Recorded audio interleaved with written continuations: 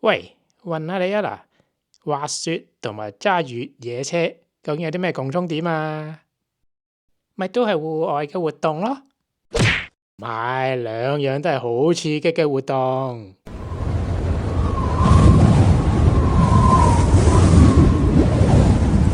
梗係咪啦，兩樣都咁敗家。做乜嗌咁中意講廢話㗎？呢啲友咧，我見親叫佢整靜先。司機你都整靜啦，好嘛？其實今次我同大家介紹呢條越野嘅新手道呢，要求就一啲都唔高嘅，只要你架車嘅車底比較高身少少，最好就配翻4條 AT 胎啦，亦都唔一定需要係4x4嘅四驅車先得㗎。嗱，如果你睇完今日呢條片之後有興趣喺溫哥華附近玩越野車嘅話呢，隨時可以聯絡我喎。我哋可以不定期咁樣呢組團出發㗎。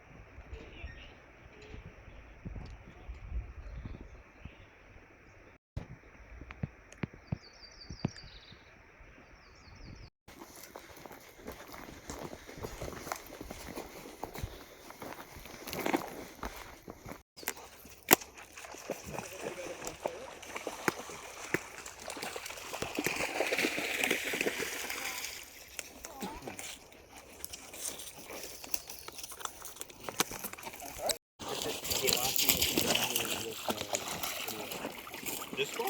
No, the one when I was up there? Yeah.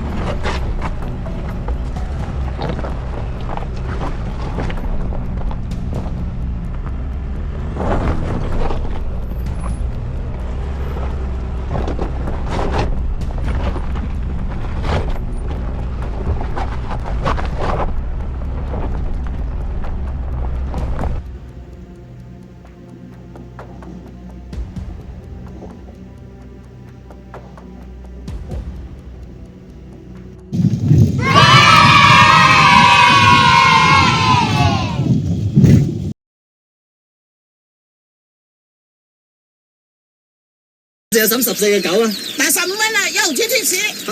你俾成毫紙，我幫你開門。真係咁搞法真係，阿嬸多謝你啊，多謝。睇車阿嬸。